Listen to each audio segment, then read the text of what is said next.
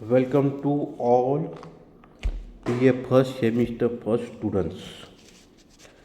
Here today we are going to discuss about AEC.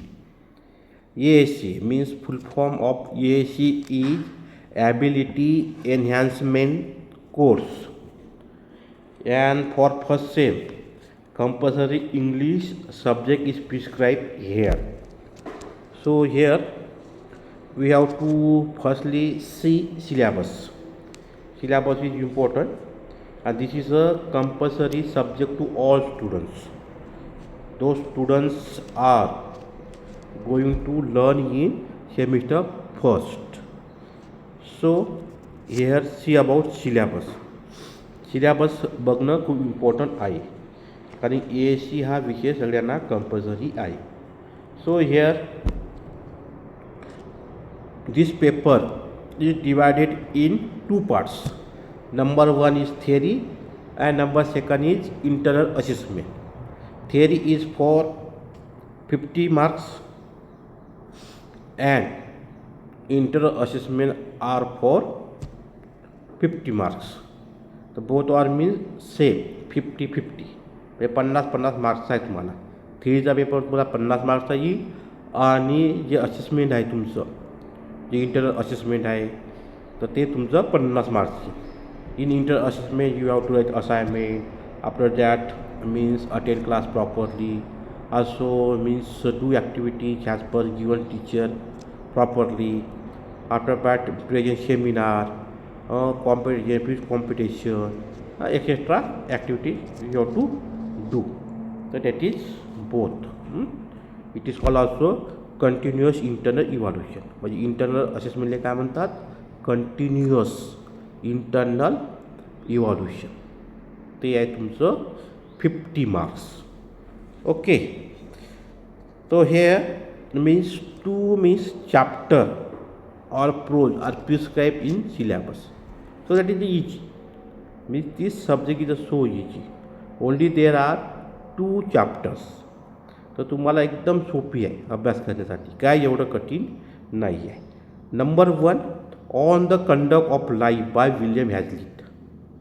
On the conduct of life म्हणजे हा जो तुम्हाला chapter आहे, प्रोज आहे, हा कोणाचा आहे? विल्यम हॅझलिटचा. विल्यम हॅझलिटचा आहे, आणि तो तुम्हाला अभ्यासाचा आहे. चांगला प्रोज आहे. ऑन द कंडक्ट ऑफ चांगला प्रोज आहे, तर तुम्हाला तो अभ्यासाचा आहे. And that is also important for exam also. Means lot of questions are based on this prose or this chapter. And another chapter is what we must learn from the West by Narayan मूर्ती. मग नारायण मूर्तीनं हा pros दिलेला आहे. कोणता prose? What we must learn from west. म्हणजे वेस्टपासून आपण काय शिकायला पाहिजे. आणि तुम्हालाच माहीत आहे आता वेस्टर्न कल्चर आलेलं आहे आपल्या इंडियामध्ये, हे आलेलं आहे. तर काय आहे ते नारायण मूर्तीने चॅप्टरमध्ये सांगितलं आहे, ते आपण नंतर बघणार असो. असो you remember syllabus. This 2 means prose we have to learn. That is very important. Number 1, on the conduct of life, and number 2, what we must learn from west. हे 2 धडे लक्षात ठेवा. म्हणून तुम्हाला इथे मी मराठी बोलून राहिलो तुमच्या लक्षात राहण्यासाठी. याच्यामध्येच आहे पुन्हा 3रं, पॅसेज फॉर कॉम्प्रिहेन्शन. म्हणजे तुम्हाला 80 पॅसेज येईल. 80 पॅसेज आल्यावर तुम्हाला त्याच्यानंतर तुम्हाला क्वेश्चन सोडवावं लागेल, लाईक द स्टुअर्ट स्टँडर्ड. आणि 12मध्ये शिकलेले आहे. एक पॅसेज इथं येते, आणि पॅसेज आल्यानंतर मग काय होते की त्या पॅसेजमधून तुम्हाला ते आन्सर फाइंड आउट करून द्यावं लागते. इझीच आहे ते. तर ते तुम्ही इथं लिहू शकता. तर अशा प्रकारे हा म्हणजे सिलेबस आहे. ठीक आहे. तर हा तुम्ही चांगला स्टडी करा. त्यानंतर थोडं आपण बघू पॅटर्न ऑफ क्वेश्चन पेपर. म्हणजे कशा प्रकारे तुम्हाला क्वेश्चन पेपर येईल, किंवा कसे त्याला क्वेश्चन येईल. तर काय एक पॅटर्न आहे. पॅटर्न आपल्याला माहीत पाहिजे. तर काय म्हटलं पहिला क्वेश्चन ए आहे तुम्हाला, attempt any 3 of following question in short. म्हणजे तुम्हाला 6 क्वेश्चन येईल, अँड आउट ऑफ म्हणजे 3 you have to solve 3 question out of 6. That is it is the based on the prose. Another B. Attempt any 8 question is 1 or 2 sentence.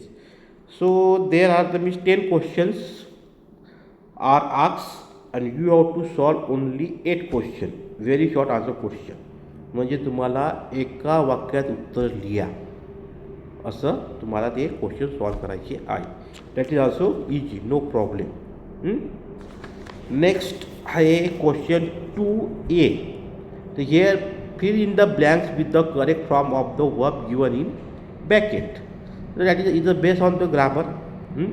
And after that particular one word is given in bracket, you have to write appropriate means word and fill the that blank.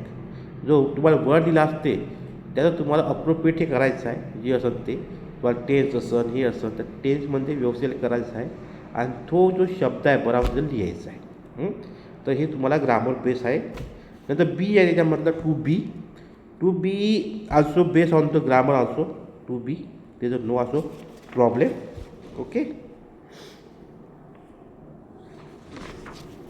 to be so you have to solve like that also. Mean bracket is means particular answer you have to solve from bracket. Okay, so also now the C fill in the blanks appropriate words given the bracket. Also that is also means 2 words are given and you have to choose only one word. That is very easy. मग 2 word दिले आहे, 2 word पैकी पण एक word choose करायचा आहे आणि ते लिहायचं आहे. खूपच सोपी. Attempt any one of the following in about 100 words. That is 5 marks. Okay पा हा 5 मार्क्सचा म्हणजे 2A 5 marks, 2B 5 marks, 2C 5 marks and 3A 10 marks. Okay, and 1A 12 marks and 1B 8 marks. बघा now that is very important 10 question 10.